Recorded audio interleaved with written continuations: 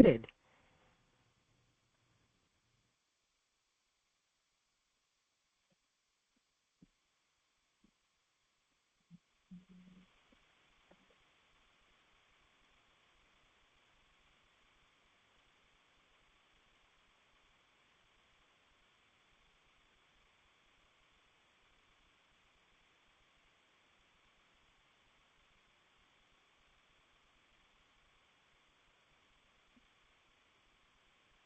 नमो लोये सौहरिहन्तानं नमो लोये सौहृदानं नमो लोये सौभागिर्यानं नमो लोये सौज्यायानं नमो लोये सौत्रिकावती सावनं ओंकारमिन्दु संयुक्त नित्यं जयन्ति योगिनः कामदं मोक्षदं चैव ओंकाराय नमो नमः मङ्गलं भगवान् मङ्गलं गौतमोऽग्नि मङ्गलं कुन्कुण्डार्यो विजेन्द्रमोसुमङ्गलं नमः समरिसाराय स्वानुभूत्या चकास्ते चित् स्वभावाय भवाय सर्वः विभाव निरुद्ध निराकार। સ્વાનુભૂતિ દર્શન પ્રસમમૂર્તિ પૂજ્ય બહેન શ્રી ચંપાબેનની સ્વાનુભૂતિ માર્ગ પ્રકાશક તત્વચર્ચા એટલે સ્વાનુભૂતિ દર્શન. સ્વાનુભૂતિ દર્શનનો સ્વાધ્યાય આપણે કરી રહ્યા છીએ. પૂજ્ય બહેનશ્રીને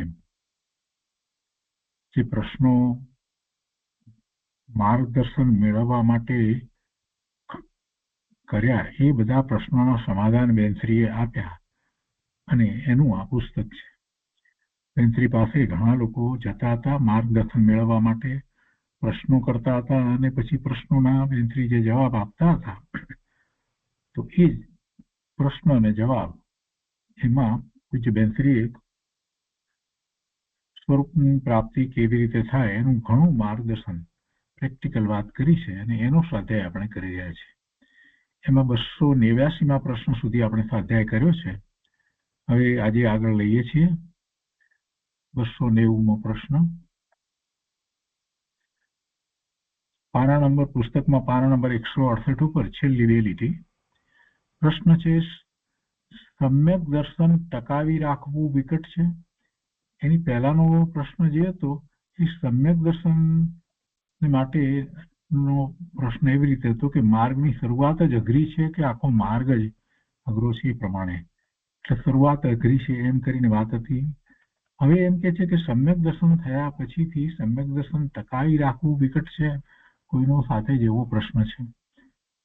જેથી કહે છે કે સમ્યક દર્શન પામવું વિકટ છે અને ટકાવી રાખવું તે પણ પુરુષાર્થ માંગે છે. પુરુષાર્થ વિના કઈ સમ્યક દર્શન ટકી રહેતું નથી, પડવાનું થઈ જાય. સામાન્ય રીતે નથી થતું, પરંતુ એ વખતે પણ સમ્યક દર્શન થયા પછી પણ એનો પુરુષાર્થ તો એ જ પ્રમાણે ચાલે છે. પુરુષાર્થની જાત બદલાતી નથી. પુરુષાર્થ તો પોતાના સ્વરૂપમાં એકાગ્રતાનો પુરુષાર્થ, વિશેષ એકાગ્રતાનો પુરુષાર્થ, સ્વરૂપમાં લીનતાનો પુરુષાર્થ એ એક જ રીતે છે. એ જ રીતે છે કેવળ જ્ઞાન શુદ્ધ થાય ત્યાં સુધી પુરુષાર્થ તો એક જ રીતે છે, પણ એનું ઊંડાણ વધતું જાય છે. એટલે અનુભૂતિ થયા પછી આનંદનો અનુભવ જે થયો હતો એ આનંદનો અનુભવ ભૂલાયો નથી. એટલે વારે વારે એ પ્રયત્ન કરે છે એટલે એને ઊંડાણ વધતું જાય છે. વારંવાર એમાં જ એ જ રીતે પ્રયત્ન કરે તો ઊંડાણ વધતું જાય છે. એટલે બીજી રીતે કહીએ તો પછી સમ્યક દર્શન થયા પછીથી કઈ અઘરું નથી એમ કહેવાય, કેમ કે એને આનંદની અનુભૂતિ થઈ છે એટલે એ માર્ગે જ જવાનો છે. પણ છતાંય કોઈ સમ્યક દર્શન થયા પછીથી પણ પ્રમાદમાં પડી જાય અને એના પરિણામો કંઈક વિપરીત થઈ જાય તો એને પડવાનું પણ થાય. એટલે એ અપેક્ષાથી પૂજ્ય બહેનશ્રી કહે છે કે પણ પુરુષાર્થ માગે છે. સમ્યક દર્શન પામવું તે વિકટ છે અને ટકાવી રાખવું તે પણ પુરુષાર્થ માગે છે. એમાં પુરુષાર્થ હોવો જોઈએ. પામ્યા પછી ટકાવી રાખવું તેના કરતા પામવું વધારે વિકટ છે. એ વાત તો પહેલા પણ કરી. પામવું વિકટ એટલા માટે છે કે અનંતકાળથી આ જીવે ક્યારે એવો સાચો પુરુષાર્થ કર્યો નથી, અનુભૂતિ નથી, અને જ્યાં એકાગ્રતા કરવી છે એ જે દ્રષ્ટિનો વિષય છે એ ઇન્દ્રિય ગમ્ય નથી. ઇન્દ્રિય દ્વારા એ દ્રષ્ટિનો વિષય ખ્યાલમાં આવતો નથી. અતિન્દ્રિય પણ એવા દ્રષ્ટિના વિષયમાં એકાગ્રતા કરવાની છે એટલે વિકટ છે. વિજયબેનશ્રી કહે છે કે સંકિત પામ્યા પછી ટકાવવાનું વિકટ છે, પણ જેને પુરુષાર્થ ચાલતો હોય તેને વિકટ નથી. જેનો પુરુષાર્થ છૂટી જતો હોય તેને ટકાવવું વિકટ છે. જે અપરિવાહી એટલે કે અપ્રતિહત ધારાએ એટલે પાછા ન પડવું, આગળ ને આગળ જ વધવું, એમ અપ્રતિહત ધારાએ પુરુષાર્થ ઉપડ્યો હોય, ચારે પડખેથી પુરુષાર્થ ઉપડેલો હોય બધી રીતે સમગ્રપણે, તો તેને ટકાવવું વિકટ નથી. એને માટે તો સમ્યક દર્શનને ટકાવવું વિકટ નથી. એ તો આગળ ને આગળ વધતો જાય છે. એને તો વારે વારે સંવરની દશા થાય છે અને ઘણી નિર્જરા કરે છે. એનું ગુણસ્થાન પણ આગળ ઊંચું વધતું જાય છે. પણ જે ચારે પડખેથી ઉપડ્યો ન હોય તો તેને વિકટ છે. છતાં પણ પહેલી ભૂમિકા વધારે વિકટ છે. એટલે કે સમ્યક દર્શન પ્રગટ કરવું એ વધારે વિકટ છે. અનંતા જીવોએ ભેદ જ્ઞાન પ્રગટ કર્યું, ચારિત્ર દશા પ્રગટ કરી અને મોક્ષે ગયા. કારણ કે પોતાનો સ્વભાવ છે. સમ્યક દર્શનમાં જે પ્રાપ્ત કરે છે એ પોતાનો સ્વભાવ છે, એને અનુસરીને પોતાના પરિણામ થાય છે. એટલે કોઈ બહારમાં કઈ પ્રયત્ન કરવો કે કોઈની અપેક્ષા એવું તો કઈ છે નહીં. એટલે કે છે કે કારણ કે પોતાનો સ્વભાવ છે. પોતાનો સ્વભાવ હોવાથી વિકટ હોવા છતાં, અઘરું હોવા છતાં ન બની શકે તેવું નથી. પોતે પુરુષાર્થ કરે તો થઈ શકે તેવું છે. સમ્યક દર્શન થઈ શકે તેવું છે અને પછી ટકી પણ રહે. તો એ 290માં પ્રશ્નનું સમાધાન થયું. એના પછીનો પ્રશ્ન છે, સમ્યક દર્શન થયા પહેલા સ્વભાવનો મહિમા આવે? બે વાત છે. સ્વભાવનો મહિમા આવ્યા વિના સમ્યક દર્શન થાય નહીં, અને સમ્યક દર્શન થયા પછી જ સાચા અર્થમાં સ્વભાવનો મહિમા આવે છે.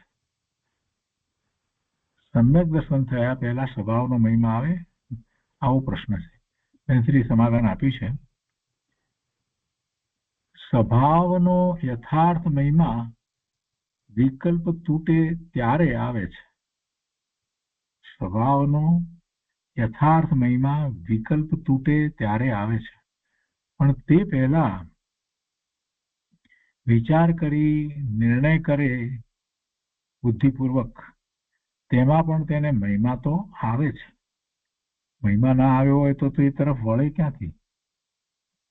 યથાર્થ મહિમા તો સ્વરૂપમાં લીન થાય, સહાનુભૂતિની દશા પ્રગટ થાય ત્યારે આવે છે. છતાં પોતે વિચારીને નક્કી કરે છે તેમાં પણ મહિમા આવે છે. દ્રવ્યતૃતનો અભ્યાસ કરે છે. આચાર્ય ભગવાને જે રીતે જે વસ્તુને સમજાવી છે એ વસ્તુને જ્યારે એ સમજે છે તો એને આત્માનો મહિમા આવે છે. પૂજ્ય ગુરુદેવ 47 શક્તિનું વર્ણન કરે છે ત્યારે આપણને કેટલો બધો મહિમા આવે છે. એટલે મહિમા તો આવે છે, પણ એ મહિમા સ્વવિકલ્પ દશાનો મહિમા એક પ્રકારની બુદ્ધિપૂર્વકની શ્રદ્ધા સહિતનો એ મહિમા છે, અનુભૂતિ નથી. પણ જ્યારે અનુભૂતિ થાય છે પછી એ મહિમા અનેક ગણો વધી જાય છે. પછી તો યથાર્થ મહિમા છે આત્માનો, પછી તો એને યથાર્થ મહિમા છે. એ 291મો પ્રશ્નનું સમાધાન થયું. એ પછી છે 292મો પ્રશ્ન, શું તેને પ્રયત્ન ચાલુ રાખવો? બરાબર છે. પ્રયત્ન ચાલુ રાખવો એટલે પ્રયત્ન તો થવાનો જ છે. સમ્યક દર્શન થયા પછી પ્રયત્ન ચાલુ રાખવો એવા વિકલ્પ ઉઠતા જ નથી. એ તો સહજ પ્રયત્ન થયા જ કરે છે. છતાં પણ પૂજ્ય બેનશ્રીએ સમાધાન આપ્યું છે કે તેને પ્રયત્ન ચાલુ રાખવો જોઈએ, એટલે કે પ્રમાદમાં પડી ના જવું જોઈએ. જે ચારે બાજુથી ઉપડ્યો ન હોય અને કોઈ કારણસર ઉપડ્યો હોય તેને પુરુષાર્થ મંદ થવાનું કારણ બને છે. જે ચારે પડખેથી ઉપડ્યો હોય તેને પુરુષાર્થની ધારા ચાલે છે.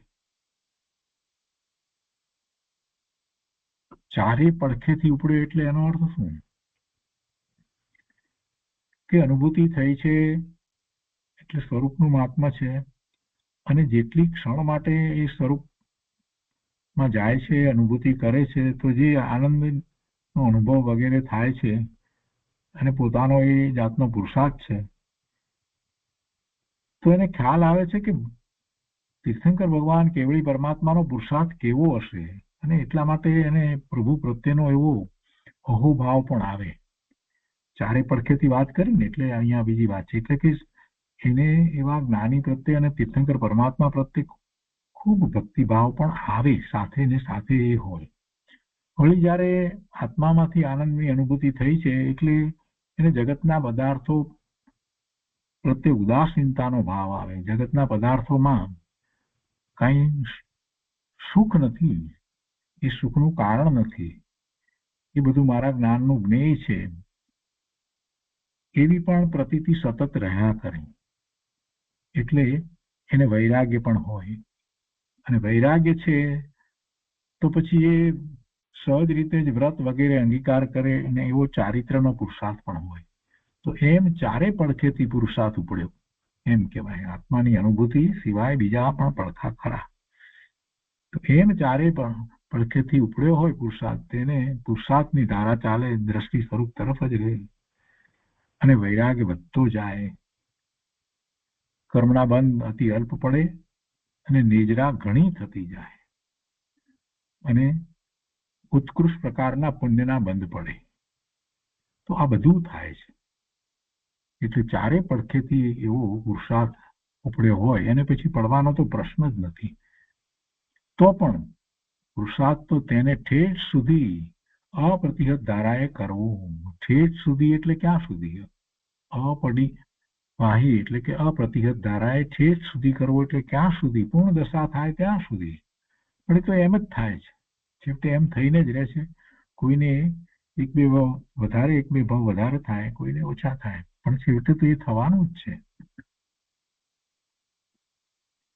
તો એ 292માં પ્રશ્નનું સમાધાન થયું. એ પછી 293મો પ્રશ્ન છે, શું આત્મા પ્રાપ્ત કરવા તીવ્ર પુરુષાર્થની જરૂર છે? કઈ નવા આવ્યા હશે એટલે એમનો એ પ્રશ્ન છે. પ્રવચન સાંભળે, અભ્યાસ કરતા હશે, પણ પછી પાછું હજી તીવ્ર પુરુષાર્થની એવી જરૂર છે કે આમ બસ સ્વાધ્યાય કરીએ છીએ, ચિંતન કરીએ છીએ એટલે અનુભૂતિ તો થશે, એવી માન્યતા હોય. એટલે ક્યારેક એવા પ્રશ્ન થાય. વર્તમાનમાં એવી માન્યતા ઘણા લોકોની છે. સ્વાધ્યાય કરીએ, ગુરુદેવે કહ્યું, બસ એનું મનોમંથન કરવાનું, ચિંતન કરવાનું. બાકી તમે જે કહો છો એવી જાતની કોઈ ધ્યાનની વાત ગુરુદેવે કરી નથી, આવું બોલવા વાળા ઘણા છે અત્યારે વર્તમાનમાં. ગુરુદેવે સ્પષ્ટ વાત કરી કે નિર્વિકલ્પ ધ્યાનમાં જ અનુભૂતિ થાય. તો નિર્વિકલ્પ ધ્યાન કોને કહેવાય, કેવી રીતે થાય, એનો કઈ પ્રયત્ન કરવાનો હોય કે ન હોય, અને એ તો પુરુષાર્થ છે. બાકી તો બધી માહિતી છે. દ્રવ્યશ્રુતનો અભ્યાસ કરીએ, અને એને દ્રવ્યશ્રુત ત્યારે જ કહેવાય કે જો ભાવશ્રુત પ્રગટ કરીએ. તો ભાવશ્રુત પ્રગટ ન કરીએ તો એને દ્રવ્યશ્રુત ન કહેવાય. એ તો કોઈ પણ પ્રોફેસરને ભણાવી દેવામાં આવે તો એ પણ ભણાવ્યા કરે, છોકરાઓને ભણાવ્યા કરે, અને છતાંય નોન વેજ ખાતો હોય. અહીંયા બધી ચેર કરવામાં આવે છે ને અમેરિકામાં. હવે બધા આપણા લોકો ચેર કરે, એટલે ખૂબ મોટું ડોનેશન આપી યુનિવર્સિટીમાં એ ચેર કરે, અને એને પછી ભણાવવા, એ સબ્જેક્ટ પાછા ત્યાં ભણાવવામાં આવતા હોય, ને ભણાવવા વાળા એ બધા પ્રોફેસર હોય. એ પ્રોફેસરને જૈન દર્શનનું તો કાંઈ બીજી રીતે તો જ્ઞાન ભાન નથી. નક્કી કરેલું ક્યુરિક્યુલમ ભણાવે ને એના પાછળ કેટલાય પૈસાનું પાણી કરે. એ શું ભણાવે, કઈ જાતના સર્વે કરે, ને કઈક જાતનું બધું ચાલતું હોય, જેમાં આપણને લાગે કે આમાં ધર્મની ક્યાં વાત આવે. એટલે એમાં ક્યાં પુરુષાર્થની વાત જ રહી. દ્રવ્યશ્રુતનો અભ્યાસ કરીએ એટલા માત્રથી પુરુષાર્થ નથી થઈ જતો. દ્રવ્યશ્રુતનો અભ્યાસ આત્માના લક્ષ્ય થાય, પોતાનું જે પ્રયોજન છે એ પ્રયોજન સિદ્ધ કરવા માટે દ્રઢ સ્વરૂપમાં આપણે અભ્યાસ કરીએ. શાસ્ત્રનો અભ્યાસ શેને માટે કરીએ છીએ? બીજા બધા સ્વાધ્યાયમાં બેસે છે, આપણે નહીં બેસીએ તો બરાબર નહીં લાગે એટલા માટે કરીએ, અથવા આપણે એવી પંડિતાઈ કરવી છે, આપણે બધામાં મોટા દેખાવું છે એટલે કરીએ છીએ? ના, આપણે તો આત્માની પ્રાપ્તિ કરવી છે. સહાનુભૂતિ માટે આ શાસ્ત્ર અભ્યાસ કરીએ છીએ, સ્વાધ્યાય કરીએ છીએ, વાંચન કરીએ છીએ. આ બધું શેને માટે કરીએ છીએ? સ્વરૂપની પ્રાપ્તિ માટે તો કરીએ છીએ. એટલે એ તો મહત્વની વસ્તુ છે. એવો સાચો પુરુષાર્થ થવો જોઈએ. અને એવું જયારે સાચો પુરુષાર્થ ઉપડે ત્યારે બહારમાં રુચિ ન હોય, એટલી સ્વરૂપની જ રુચિ હોય. એટલે કંઈક અંશે ઉદાસીનતા, કંઈક અંશે વૈરાગ્ય વગેરે સાથે ને સાથે હોય. કેટલાક અંશે એવી જાગૃતિ પણ હોય. બધું હોવું જોઈએ. સમ્યક દર્શન નથી થયું, જેને જે આવો સમ્યક પ્રગટ કરવાનો પુરુષાર્થ કરે છે, અને એ રીતે બધું હોવું જોઈએ. એમને એમ નથી થતું ભાઈ. ખરી રીતે જોવા જઈએ તો આ કઈ પાર્ટ ટાઈમ વાત નથી, આ તો ફૂલ ટાઈમ વાત છે. અહીંયા બેનશ્રી જવાબ આપે છે. પ્રશ્ન છે કે શું આત્મા પ્રાપ્ત કરવા તીવ્ર પુરુષાર્થની જરૂર છે? તો એને જવાબ આપે છે કે હા, તીવ્ર પુરુષાર્થની જરૂર છે. તીવ્ર પુરુષાર્થની જરૂર છે. જેને થાય તેને અંતર્મુહૂર્તમાં થાય, અને ન થાય તો તેને માટે તીવ્ર પુરુષાર્થની જરૂર છે. થાય છે ત્યારે અંતર્મુહૂર્તમાં થાય છે, પણ એ થતા પહેલા કેટલો બધો પુરુષાર્થ કરે છે. પુરુષાર્થ કરે તો થાય જ, ન થાય તેવું નથી. પાછી વાત એ પણ છે. સાચા અર્થમાં યથાર્થ પુરુષાર્થ કરે તો સમ્યક દર્શન થાય, ન થાય એમ નથી. પણ પોતે કરતો નથી, એવો પુરુષાર્થ પોતે કરતો નથી. ક્યાંક ને ક્યાંક એ સંતોષાઈ જાય છે. બે ચાર વાત એને આવડે છે ને એટલે એ સંતોષાઈ જાય છે. બેનશ્રી કહે છે કે અનંતા જીવો સાચો સમ્યક પુરુષાર્થ કરી, યથાર્થ પુરુષાર્થ કરી અને મોક્ષે ગયા છે. પર અને વિભાવ સાથેની એકત્વ બુદ્ધિ દિવસ અને રાત ચાલ્યા કરે છે. તેમાંથી છૂટો પડી અને જ્ઞાયકનો અભ્યાસ અમુક પ્રકારે કરે છે. પણ તેનો અભ્યાસ અંદરથી સતત કરે તો થાય. અભ્યાસ તો ઘણા લોકો કરે છે, પણ એમાં પણ સાથે એના ભાવ કેવા હોવા જોઈએ? પર સાથેનું એકત્વ એને બુદ્ધિપૂર્વક તો છોડવું જ જોઈએ. પર મારું કાંઈ સુધારતું નથી, પરને કારણે હું રહ્યો નથી, પરને કારણે મને સમ્યક દર્શન થવાનું નથી. પુરુષાર્થ મારે જાતે કરવો જ પડે. આ જીવનમાં જો હું પુરુષાર્થ નહીં કરું તો બીજો અનંત કાળ વીતી જશે. આવો અમૂલ્ય અવસર આવ્યો છે, એ એમને એમ જવા દેવાય નહીં. આ બધી વાત એને અંદરમાં ચાલ્યા કરતી હોય, અને વારંવાર જ્યાં જ્યાં પાછો પોતે ઢીલો પડે કે તરત જ સ્વરૂપની રુચિ કરી અને પુરુષાર્થ તરફ વળી જાય. પર સાથેના એકત્વને એ ઢીલું કરતો જાય, મંદ કરતો જાય, અને છેવટે પર સાથેનું એકત્વ જ્યારે તૂટી જાય છે, એનાથી છૂટો પડી જાય છે, અને પોતે જ્ઞાયક છે એવો જ્ઞાયકનો અભ્યાસ અમુક પ્રકારે કરે છે. ત્યાર પછીથી એનો ઉપયોગ સ્વ તરફ વળે છે, અને પછી અનુભૂતિ થાય છે. બેનશ્રી કહે છે કે તેમાંથી રાત દિવસ જે એકત્વ બુદ્ધિ ચાલ્યા કરે છે ને વિભાવ સાથેની, એમાંથી છૂટો પડીને જ્ઞાયકનો અભ્યાસ અમુક પ્રકારે કરે છે. પણ તેનો અભ્યાસ અંદરથી સતત કરે તો સમ્યક દર્શન થાય. સતત અભ્યાસ ક્યારે થાય? સતત અભ્યાસ તો એની લગ્ની લાગે, એના સિવાય બીજું કાંઈ ગમે નહીં. એનું મહાત્મા આવ્યું હોય, એની મહત્તા સમજાવી હોય તો જ થાય. તો એ 293માં પ્રશ્નનું સમાધાન થયું. એ પછીથી પ્રશ્ન છે કે શું હઠ કે ઉતાવળ કામ ના આવે? ન જ આવે ને. હઠ કે ઉતાવળ શું કામ આવે? કોઈ કેટલાકને એમ થાય કે ના બસ હવે હું હઠ કરીને કરીશ જ, એમ કરીને હઠ કરીને બેસવાથી કઈ નથી થવાનું. એ તો એ પ્રકારે કસાય છે. હઠ યોગીઓ અન્ય મતની અંદર જૈન મત સિવાય બીજી જગ્યાએ કેટલીક જગ્યાએ હઠ યોગીની વાત આવે છે. એવા હઠ કરી અને એવા પ્રયોગો કરતા હોય છે. એક પગે ઉભા રહે અને કંઈક ચાલવાને બદલે સાષ્ટાંગ દંડવત પ્રણામ કરતા કરતા જાય ને અનેક પ્રકારે એવું બધું કરતા હોય છે. શારીરિક રીતે જેમાં ઘણી તકલીફ પડે એવા બધા હઠના પ્રયોગો એ કરતા હોય છે, ઘણું બધું કરે છે. તેવી હઠ કઈ સમ્યક દર્શનમાં થતી નથી. ને બીજી વાત, કોઈકને એમ હોય કે બસ જલ્દી કરી લઉં, જલ્દી કરી દઉં તો જલ્દી થઈ જાય, એમ જલ્દી વાળી વાત અંદરમાં જ્યાં સુધી છે ને ત્યાં સુધી નહીં થાય. એ ઉતાવળ જે છે એ પણ એક પ્રકારે કસાય છે. પોતે ભગવાન આત્મા શાંતિનો સાગર છે, આનંદનો સાગર છે, જ્ઞાન સ્વભાવી છે. એનું પરિણમન, અનંત ગુણનું પરિણમન સતત એક સરખું ચાલી રહ્યું છે, જેને આપણે કારણ શુદ્ધ પર્યાય કહીએ છીએ. તો એ પરિણમનમાં ક્યાંય કોઈ રીતે ઉતાવળ કે હઠ કે એવી તો કોઈ વાત છે નહીં. એમાં શુભ ભાવ કે અશુભ ભાવની પણ કોઈ વાત નથી. એવું અંદરમાં ભવન ચાલી રહ્યું છે, જેને આપણે કારણ શુદ્ધ પર્યાય કહીએ છીએ. એ કારણ શુદ્ધ પર્યાયનો જયારે વિચાર કરીએ કે આવા પરિણામ તો અંદરમાં સતત થઈ રહ્યા છે, કેમ કે એવા ગુણો છે, તો એને અનુસરીને જ પરિણામ થાય ને. તો પછી એમાં કઈ જગ્યાએ ઉતાવળ કરશે ને કઈ જગ્યાએ હઠ કરશે ને, કોઈ વાત જ નથી. આ તો બધા એના વિકલ્પો જે છે એ તો કસાય છે. હઠ કે ઉતાવળ કે કંઈક આમ કરી નાખવું, તેમ કરી નાખવું, આ બધું તો હોય જ નહીં. જ્ઞાની ધર્માત્માને તો શાંત ચિત્ત હોય, સ્વરૂપનો નિર્ણય કરે છે, એમાં દ્રઢતા કરવી હોય તો શાંત ચિત્તથી થાય, બીજી રીતે થતી નથી. અને એવો નિર્ણય કરીને તો આગળ વધાય છે. તો પૂજ્ય બેન શ્રી સમાધાન આપે છે કે ઉતાવળ કામ ના આવે અને હઠ કરે તો પણ કામ ના આવે. અંદરથી પોતાને સહજ લાગવું જોઈએ તો થાય. કામ થતું નથી માટે ઉતાવળ કે હઠ કરે, આકુરતા કે મૂંઝવણ કરે તો કાંઈ થતું નથી. તેને ભાવના થાય, અને ભાવના હોવા છતાં માર્ગ દેખાતો નથી. ભાવના થાય, સહાનુભૂતિની તીવ્ર ભાવના થાય, એ વાત બરાબર છે, સારી વાત છે કે ભાવના થાય, છતાં માર્ગ દેખાતો નથી, તેથી મૂંઝવણ પણ થાય. છતાં મૂંઝવણ એવી ન હોવી જોઈએ કે પોતે નાસીપાસ થઈ જાય, ખિન્ન થઈ જાય, ઉદાસ થઈ જાય.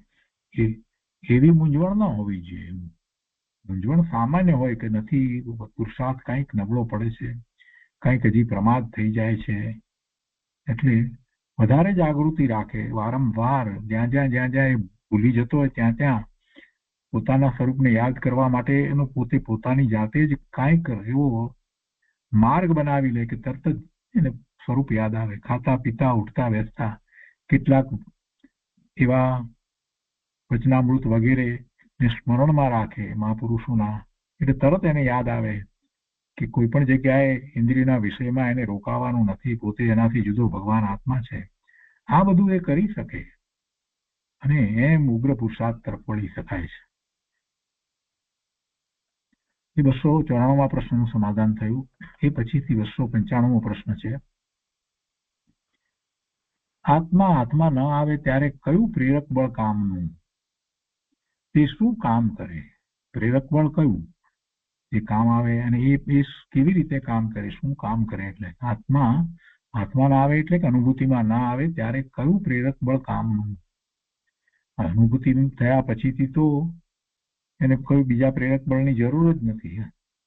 પણ જ્યાં સુધી અનુભૂતિ નથી થઈ ત્યાં સુધી કયું પ્રેરક બળ છે અને કેવી રીતે કાર્ય કરે છે, એવો પ્રશ્નકારનો પ્રશ્ન છે.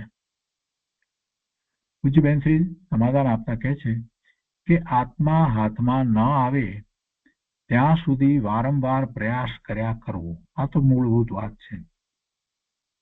પ્રેરક બળની વાત પછી કહેશે, પણ પહેલા કહે છે કે આત્મા હાથમાં ન આવે ત્યાં સુધી વારંવાર પ્રયાસ કર્યા કરવું.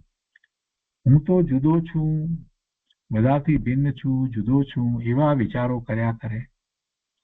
પ્રેરણા માટે કરવાનું આ એક જ છે, બીજું નથી.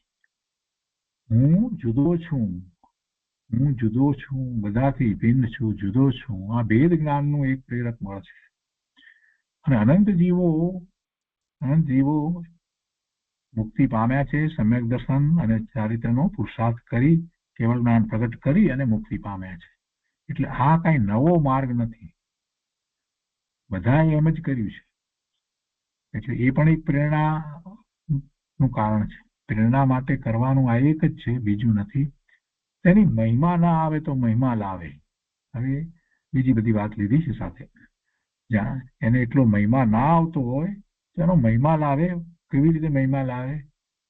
મહાપુરુષની વાણી સાંભળીને મહિમા લાવે. શાસ્ત્રમાં જે ફળની વાત કરવામાં આવી છે એ બધી વાતને સમજી અને મહિમા લાવે. સમ્યક્ત્વનું ફળ શું એનો પણ વિચાર કરે અને એમ કરે તો સમ્યક્ત્વનો મહિમા આવે. સ્વભાવ ઓળખવાનો પ્રયત્ન કરે. જીનેન્દ્ર દેવે શું કહ્યું, ગુરુએ શું કહ્યું તે ઉપદેશ યાદ કરે. ગુરુદેવે તો પુરુષાર્થ પ્રગટ થાય તેવી ઘણી પ્રેરણા આપી છે. પૂજ્ય ગુરુદેવ કાનજી સ્વામીએ તો એવો પુરુષાર્થ પ્રગટ થાય તેવી ઘણી પ્રેરણા આપી છે. તે ઉપરાંત શાસ્ત્ર સ્વાધ્યાય કરે અને વિચાર કરે, પણ કરવાનું અંતરમાં છે. બહાર થોડી સ્વાધ્યાય કરીને કે આ બધું વિચાર વાંચન કરીને મેં ઘણું કર્યું છે એમ માને, એમ સંતોષ માને તો કાર્ય નહીં થાય. કેમ કે કરવાનું અંતરમાં છે. બહારમાં જે કર્યું એનાથી આગળ વધીને અંતરમાં અનુભૂતિનો પુરુષાર્થ ઉપડે છે. ગુરુદેવનો ઉપદેશ જોરદાર પુરુષાર્થ ઉપડે તેવો પ્રેરણાદાયક હતો.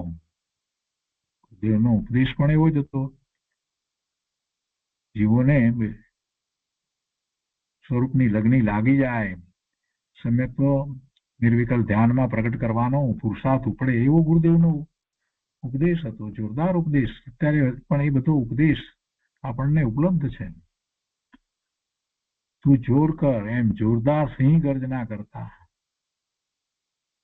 નિમિત્ત તો બળવાન હતું પણ પોતે જ કર્યું નથી. હવે આપણી વાત કરે છે કે પૂજ્ય ગુરુદેવના વચનામૃત આવા એમનો આ 45 વર્ષ સુધી જે શાસ્ત્ર સ્વાધ્યાય દ્વારા ઉપદેશ આપણને મળ્યો, આ બધું નિમિત્ત ઘણું બળવાન નિમિત્ત હતું, પણ પોતે જ કર્યું નથી. પોતાની આળસને લઈને પોતે ચૈતન્યને નિરખતો નથી. નિજ નયનની આળસે રે મેં નિરખ્યા ન નયને હરી. એટલે પોતાની આળસને લીધે, પોતાના પ્રમાદને લઈને પોતે જોતો નથી, પણ એ પોતે જ છે. સહાનુભૂતિમાં અનુભવમાં આવનારો પણ એ પોતે જ છે. એટલે પ્રેરણાનું બળ તો આમાંથી ઘણી રીતે પ્રાપ્ત થાય એવું છે.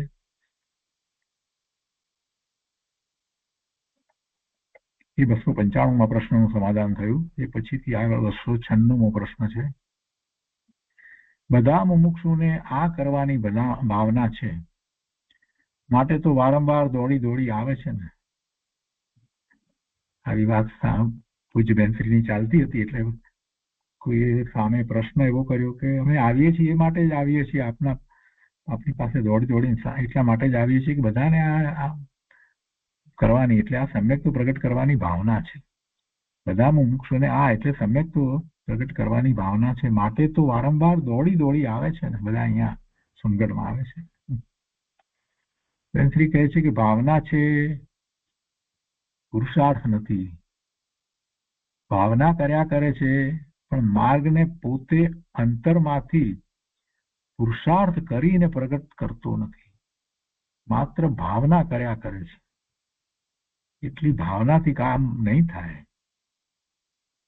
ભાવના તો સારી છે, ભાવના તો શુભ ભાવ છે, પણ શુભ ભાવથી બંધ થાય, નિર્જરા નથી થતી, મુક્તિ નથી થતી. અનેક પ્રકારે શુભ ભાવ કરે અને અંદરમાં ભાવના એવી રાખે કે સમ્યક્ત્વ પ્રગટ કરવું છે, પણ અંદરમાં ભાવનાથી સંતોષાઈ જવા જેવું નથી. ભાવના રાખી પણ એને માટે પોતે કાર્ય શું કર્યું? આપણે વ્યવહારમાં પણ કહીએ છીએ ને, કોઈ કહે કે મારે ડોક્ટર થવું છે તો પછી તરત આપણે પૂછીએ છીએ કે ભાઈ ડોક્ટર થવું છે, બરાબર, તો પછી તું શું કરે છે? એવો અભ્યાસ કરે છે? ત્યારે સ્કૂલમાંથી તારે એવો અભ્યાસ કરવો જોઈએ. બ્રાઇટ સ્ટુડન્ટ તરીકે તું તારી કેરિયરમાં આગળ વધીશ તો આગળ જઈ અને કોલેજમાં, ત્યાર પછી સાયન્સ ને પછીથી મેડિકલમાં જઈ શકીશ. તું ઈચ્છા કરે, ભાવના કરે મારે ડોક્ટર થવું છે, તો એથી કંઈ થઈ જતું નથી. આવું તો આપણે બધાને સલાહ આપીએ છીએ. તો એ જ વાત બેનશ્રી આપણને કહે છે કે ભાઈ તું ભાવના કરે છે, સારી વાત છે, પણ ભાવના કરે છે, પણ એની પાછળ પુરુષાર્થ કેવો કરે છે? માત્ર ભાવના કર્યા કરે એથી કઈ સમ્યક દર્શન થઈ જતું નથી. બે લીટીમાં જેમ આપણે બાળકને સમજાવીએ એવી રીતે આપણને સમજાવી દીધું કે ભાઈ તું ભાવના કરે છે, બરાબર છે, ભાવના કર્યા કરે છે, પણ માર્ગને પોતે અંતરમાંથી પુરુષાર્થ કરીને પ્રગટ કરતો નથી. તો એ 296 પ્રશ્નનું સમાધાન થયું. એટલે એમાંથી જ આગળ કોઈએ પ્રશ્ન કર્યો, ત્યાં જ બેઠા હશે જેમને પહેલો પ્રશ્ન કર્યો હશે ને 296 એને જ કર્યો હશે કે ભાવના કરવી સહેલી પડે છે અને પુરુષાર્થ કરવો અઘરો પડે છે. એવું થતું હશે એટલે નથી થતો. એમ ભાવના કરવી સહેલી પડે છે અને પુરુષાર્થ કરવો અઘરો પડે છે. પછી બેનશ્રી કહે છે કે પુરુષાર્થ અઘરો પડે છે, જેવું વસ્તુનું સ્વરૂપ છે તે પ્રમાણે કાર્ય કરવું જોઈએ. પુરુષાર્થ તો પુરુષાર્થની રીતે થાય ને. પુરુષાર્થ કોને કહેવાય? પુરુષાર્થની વ્યાખ્યા સમજવી જોઈએ ને. 5 સંભાળપૂર્વક અનુભૂતિ થાય છે, એમાં એક પુરુષાર્થ છે, બાકીના 4 છે એનો નિર્ણય કરી અને અત્યારે બધું વર્તમાનમાં પોતાને ઉપલબ્ધ છે. હવે પોતે સ્વ તરફ વળવા સિવાય બીજું બધું છોડી દેવું જોઈએ. ફૂલ ટાઈમ આ જ વાત હોય, બીજી કોઈ જ વાત ન હોય, ત્યારે આગળ વધાય ને. પુરુષાર્થ અઘરો પડે છે, પણ જેવું વસ્તુનું સ્વરૂપ છે તે પ્રમાણે કાર્ય કરવું જોઈએ ને. એમાં કંઈ ચાલે નહીં, ચાલે નહીં. પેન્સિલ કહે છે કે આવે છે ને કે મને બંધન છે એમ વિચાર કર્યા કરે તો બંધન તૂટતું નથી. બંધનને તોડે તો બંધન તૂટે છે. મને બંધન છે, બંધન તોડવું છે, મને બંધન છે, બંધન તોડવું છે, તો કઈ બંધન તૂટે છે? એમ બંધન તૂટતું નથી. એટલે પુરુષાર્થ તો કરવો પડે, અઘરો. શરૂઆતમાં એમ લાગે અઘરો, પણ છેવટે તો અનંત જીવોએ કર્યો છે તો કઈ નહીં થઈ શકે એવી તો કોઈ વાત હોય નહીં. આ તો રાજમાર્ગ છે. અનંત જીવો મોક્ષે ગયા, પણ માત્ર ભાવના કરે બંધન તોડવું છે, મુક્ત થવું છે, તો એથી કઈ મુક્ત થવાતું નથી, બંધન તૂટતું નથી. એ 297 પ્રશ્નનું સમાધાન થયું. એટલે ફરીથી પાછો પ્રશ્ન આવ્યો કે બંધન તોડવા આપણી પાસે બધા આવે છે. હવે બેનશ્રી વધારે જવાબ આપે છે, લંબાણથી જવાબ આપે છે. એમ કહ્યું ને કે બંધન તોડવા આપણી પાસે બધા આવે છે. બેનશ્રી કહે છે કે બંધન તોડવું તે પોતાના હાથની વાત છે. બીજા તોડી દેતા નથી. કોઈ કોઈના બંધન તોડી દે, કોઈ કોઈને કર્મથી મુક્ત કરી દે, એવું વસ્તુનું સ્વરૂપ જ નથી. શાસ્ત્રમાં આવે છે કે કર્મથી બંધાયેલાને બંધ સંબંધી વિચારની શૃંખલા મોક્ષનું કારણ નથી. શું આવે છે? કર્મથી બંધાયેલાને બંધ સંબંધી વિચારની શૃંખલા, બંધ સંબંધીનો વિચાર કરે તો કઈ મોક્ષનું કારણ થતું નથી. બંધ સંબંધીના વિચારથી મોક્ષનું કારણ બનતું નથી. હું જુદો એમ ભાવના કરે, વિચાર શૃંખલા કર્યા કરે એવી રીતે કે હું જુદો છું, તો તેનાથી બંધન તૂટતું નથી.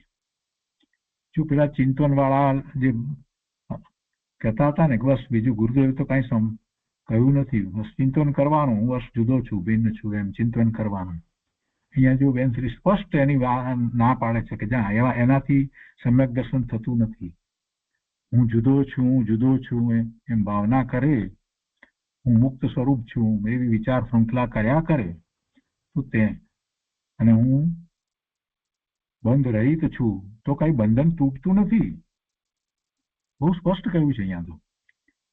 ભલે બીજી ભાવના કરે તેના કરતા જુદો છું એમ વિચારો ભાવના કર્યા કરે તે ઠીક છે, પણ એથી કઈ બંધન તૂટી જાય એમ નથી. બધાથી જુદો પડી જાય એમ થતું નથી. અનુભૂતિ થઈ જાય એમ થતું નથી. ઠીક છે, ભલે બીજી ભાવના કરે તેના કરતા, બીજી બહારની કોઈ પણ વસ્તુની ભાવના કરે એના કરતા હું જુદો છું એમ વિચારો એવી ભાવના કર્યા કરે તે ઠીક છે, પણ જુદા પડવાનો પ્રયત્ન કરે તો જુદો પડે. ઉદાહરણ આપીને સમજાવે છે કે જેમ બેડીનું બંધન છે તો બંધન છે અને તે તોડવું છે, એમ વિચાર કર્યા કરે તો બેડીનું બંધન ન તૂટે, પરંતુ તોડવાનું કાર્ય કરે તો જ તૂટે. બેડી થી બંધાયો છું ને બંધન તો તોડવું છે, એમ વિચાર કર્યા કરે તો બંધન તૂટવાનું છે, પરંતુ તોડવાનું કાર્ય કરે તો જ તૂટે છે. તેવી રીતે મુમુક્ષુતા હોય, તેથી ભાવના કર્યા કરે કે હું બધાથી જુદો છું, ભિન્ન છું, આ મારું સ્વરૂપ નથી, સ્વરૂપ ક્યારે પ્રગટ થાય, એમ વિચાર કર્યા કરે, પણ વિચાર માત્રથી કાંઈ થતું નથી. પેલું ચિંતન કરતો તો એમાં તો વિચાર જ કરતો હતો ને, અનેક પ્રકારના વિચાર કરે. એ સારી વાત છે, પણ એથી કઈ અનુભૂતિ થતી નથી. બહુ સ્પષ્ટ વાત કરી છે. વિચાર તેને એક બાહ્ય સાધન તરીકે બને, પણ તોડવું તો પોતાના હાથની વાત છે, અને તે તોડ્યા વગર બંધન તૂટતું નથી. બહુ સ્પષ્ટ છે. એટલે આ વાત તો ઘણા વર્ષો પહેલા સાંભળવામાં, ગુરુદેવના પ્રવચનમાંથી, જંત્રીના વચનામૃતમાંથી વગેરેમાંથી ઘણા વર્ષો પહેલા સાંભળવામાં આવી હતી, અને નિર્ણય થયો હતો કે ના, આ કઈ વાત માત્ર આટલી વાતથી બને નહીં, સમ્યક દર્શન એટલા માત્રથી બને નહીં. ચિંતન કર્યા કરી એ તો વિચાર છે, છેવટે ચિંતનમાં બી વિચારોની હારમાળા ચાલ્યા કરે છે. હા, એ દ્વારા દ્રઢતા થાય, પણ ચિંતનને પણ ચિંતનની રીત હોવી જોઈએ કે જેથી દ્રઢતા થાય, અને દ્રઢતા થાય પછીનો પણ કાંઈક વિશિષ્ટ પુરુષાર્થ હોય, એટલે કે ધ્યાનનો પુરુષાર્થ થવો જ જોઈએ, થાય તો જ અનુભૂતિ થાય. અને પછી તો રહસ્યપૂર્ણ ચિઠ્ઠી ઉપરના પ્રવચનમાં ગુરુદેવે જયારે સ્પષ્ટ વાત કરી, પંડિતજીએ તો તત્વ નિર્ણયની વાત કરી હતી, પણ ગુરુદેવે તો સ્પષ્ટ કહી દીધું કે નિર્વિકલ્પ ધ્યાનમાં અનુભૂતિ થાય છે. એટલે આ બધી વાત તો કેટલાય વર્ષોથી અંદરમાં રહી છે. હજી આજે ફરી પાછી આ વાત આવી ત્યારે યાદ આવે છે કે કેટલાય લોકો પોતે જાતે નિર્ણય કરે છે કે કેવી રીતે આગળ વધવું. એમ નથી, સાચું માર્ગદર્શન બેનશ્રીએ પણ આપ્યું છે અને પૂજ્ય ગુરુદેવે પણ આપ્યું છે. એને કેમ એ ઓવરલુક કરે છે હજી મને નથી સમજાતું. તો આ 298માં પ્રશ્નનું સમાધાન થયું. પ્રશ્ન છે એના પછી 299માં કે આવે છે ને કે જ્ઞાનીનો એક શબ્દ કાને પડે અને અંદરમાં પલટો ખાઈ જાય. બસ આવા બધા વાતો પકડી અને બસ રહી જાય કે જ્ઞાનીનો, પણ આ ગુરુદેવ જ્ઞાની તો છે અને આખું પ્રવચન તો તે સાંભળ્યું તો પલટો ખાધો નહીં, કેટલી વાર આવ્યો. વાત જે છે, કેટલીક વાત જે છે એ સમજાવવા માટે કરવામાં આવી હોય, પણ અંદરમાં આખો પુરુષાર્થ ઉપડવો જોઈએ ત્યારે થાય છે, એમ નથી થતું. કઈ કે છે કે આવે છે ને કે જ્ઞાનીનો એક શબ્દ કાને પડે અને અંદરમાં પલટો ખાઈ જાય. પછી બેનશ્રી એનું સમાધાન આપતા શું કહે છે જુઓ, કે છે કે પોતાના પુરુષાર્થ થી પલટો ખાય છે. અહીંયા પુરુષાર્થ ની છે ને, ની નહીં પણ થી જોઈએ. પોતાના પુરુષાર્થ થી પલટો ખાય છે, પુરુષાર્થ વગર પલટો ખાતો નથી. માટે બધામાં ઉપાદાન પોતાનું છે. અને એ તો વાત પૂજ્ય ગુરુદેવે કરી છે. પૂજ્ય ગુરુદેવ કહે છે ને કે ઘણી વાર ભગવાન મળ્યા, સમોસરમાં જઈ આવ્યો, પણ પોતાની ખામીને લઈ ને પલટ્યો નહીં. હવે ભગવાનનું નિમિત્ત હતું, શ્રેષ્ઠ નિમિત્ત, ઉત્કૃષ્ટ નિમિત્ત. ભગવાનનું નિમિત્ત તો જોરદાર હતું, ગુરુદેવનું નિમિત્ત પણ જોરદાર હતું, પણ પલટો પોતે ખાતો નથી. કેવી રીતે થાય? પણ પલટો પોતે ખાતો નથી. 299 સમાધાન કર્યું. એમાં જ આગળ પ્રશ્ન એવો જ છે, 300મો પ્રશ્ન, કે ભાવના તો છે કે પલટો ખાવો છે, પણ પુરુષાર્થ ઉપડતો નથી. પાછું આમને આમ ગોળ ગોળ ચક્કરમાં રહે છે. કઈ કે છે કે ભાવના છે કે પુરુષાર્થ થતો નથી, આમે કે છે ને ક્યારેક એમ પૂછે છે કે પુરુષાર્થ કેવો કરવો. પછી ઘણી એમ કહે છે કે કે એવા જ્ઞાની પુરુષનું એક વચન આવી જાય તો થઈ જાય, આવી બધી અંદર ને અંદર ગોળ ગોળ ફર્યા કરે છે.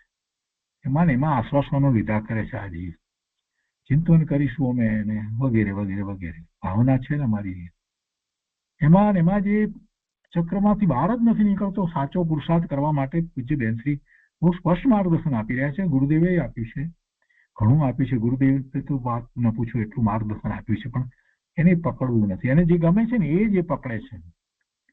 આ જીવે હંમેશા એમ જ કર્યું છે. રખડવાનું કારણ પોતે સાક્ષાત તીર્થંકર પરમાત્માની વાણી સાંભળીને પણ એ પીગળ્યો નહીં, એટલે એનો અર્થ એ છે કે પોતે પોતાની મતિ કલ્પના એ બુદ્ધિથી જ ધર્મમાં શું કરવું એ નક્કી કરી અને એ આગળ વધવાનો પ્રયત્ન કરે છે. એટલે જ સમ્યક દર્શન અનંતકાળથી થયું નથી. સાચો માર્ગ છે પણ એને જવું નથી, ખોટા બાચકા ભરે છે. અહીંયા કે છે કે ભાવના તો છે કે પલટો ખાવો છે, પણ પુરુષાર્થ ઉપડતો નથી. પાછો પ્રશ્ન 300મો પ્રશ્ન પૂજ્ય બેનશ્રી સમાધાન આપતા કહે છે કે બેડીથી મૂંઝાયેલો હોય તે બેડી તોડવાનો માર્ગ ગોત્યા વગર રહેતો જ નથી. સીધી સાદી સરળ વાત છે. પોતે ખરેખર બેડીથી પકડાયો હોય, મૂંઝાયો હોય, જકડાયો હોય, એને લાગે કે ના ન ચાલે, આ બેડીમાં તો ગમે તેમ કરીને મારે છૂટવું જ છે ને, એને પ્રયત્ન ચાલુ કરી જ દે. બેડીથી મૂંઝાયેલો હોય તે બેડી તોડવાનો માર્ગ ગોત્યા વગર રહેતો જ નથી.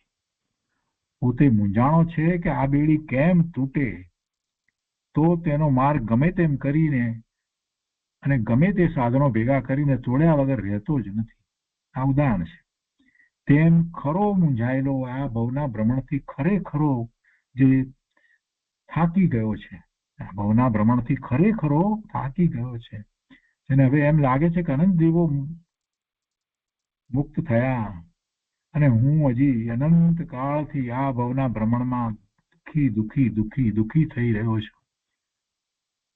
એમ ખરો મૂંઝાયો, હવે બસ આ ન જોઈએ તો ન જોઈએ.